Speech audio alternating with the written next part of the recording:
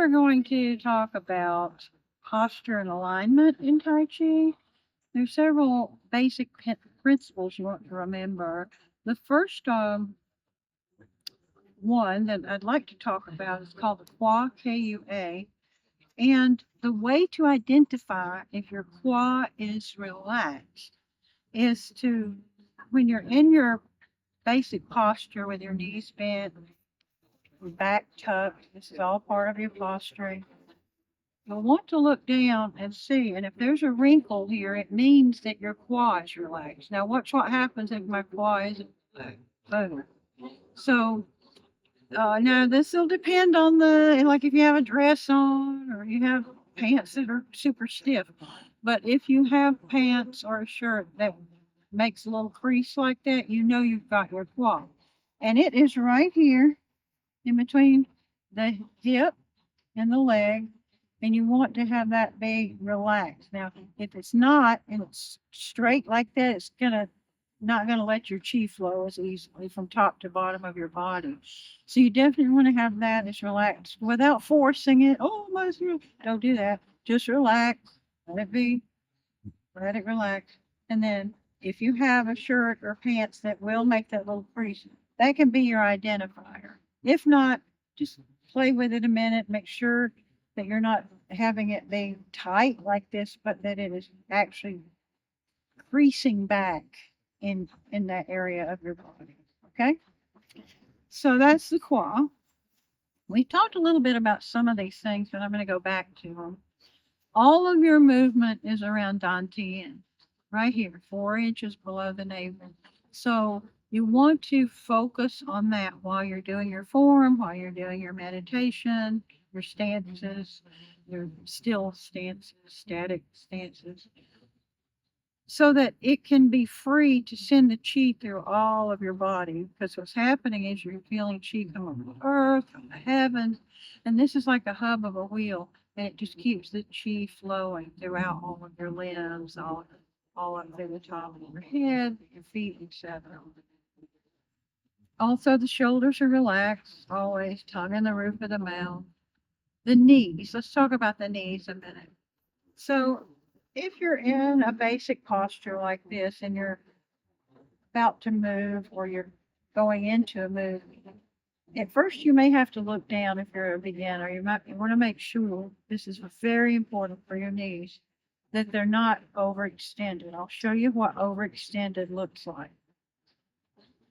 If I look down and I cannot see at least the crescent moon of my toes, it's overextended and I need to come back. Now you don't have to come way back.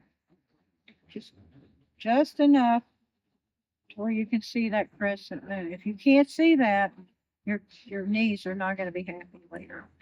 Especially when you get to like 108 form and you're like this. No, your knees are not going to be happy. So we want to get in that habit now. The walking is heel to toe, grounding yourself as you walk. And then as you go backwards, it's toe to heel, grounding yourself as you walk. Now, watch what the wrong way is.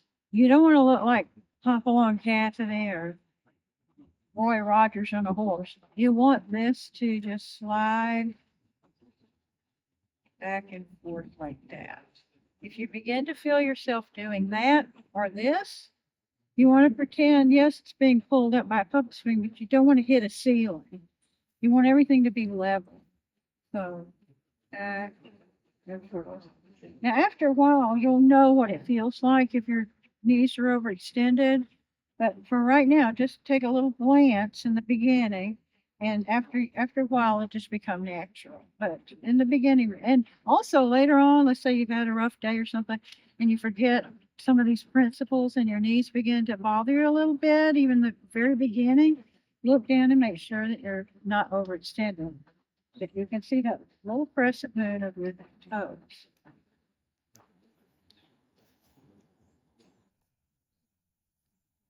The next piece of your posture and alignment practice is your hips. Let's talk about your hips a little bit.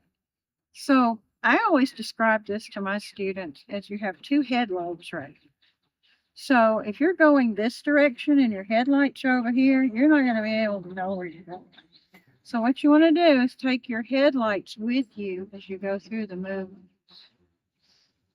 Sure that your headlights are there, and that will keep your hips in alignment. So watch this. I'll do it without. See how that kind of pulls on my back?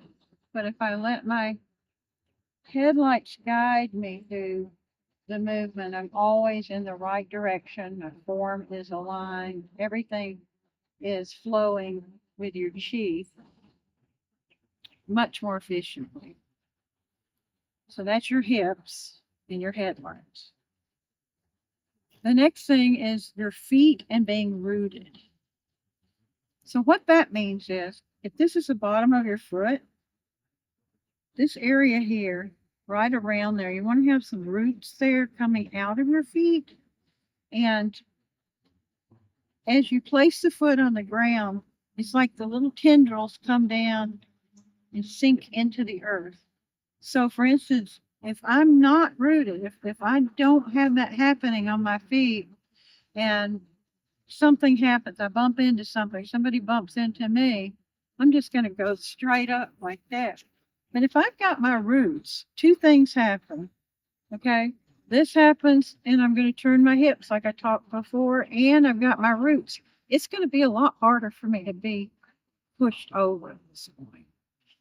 So, because also your energy is going towards your hips, where if your quads are out and you're up here, boom. So, roots, quads, hips, alignment, and then no matter what happens, you're going to be rooted. See that? I'm pushing down with my feet to get my roots even stronger. Just a little story time. The only time I've ever been in a fight is with a file cabinet. And I was at work, and then one of the maintenance people came in, and he didn't see me. And when the dolly came down, it slipped. And this huge file cabinet came toward me, and there was a corner right here. I automatically went into the form and rooted my left foot so that I didn't fall, but relaxed everything else and came that close to smashing into it. So these things happen, and the more you practice Tai Chi, the more uh, sequences of movement that are natural that works for you to help keep you healthy and strong and ongoing in your life. Things are just going to flow much better in your life if you can practice these principles of posture and alignment, and especially for your form. Because what this does is open up all these meridians, opens up your chi flow, allows your dantian to be the hub of your wheel, sending your chi out. You wait for the chi to move you through. And when you're done with the form, you're not only relaxed and peaceful, you're totally energized.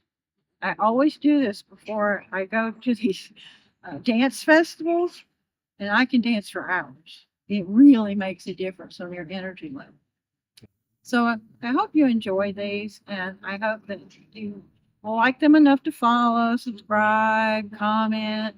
And if you don't want to do any of that, just so many blessings to you. Enjoy posture and alignment, Tai Chi, and the rest of your life with these practices. Thank you.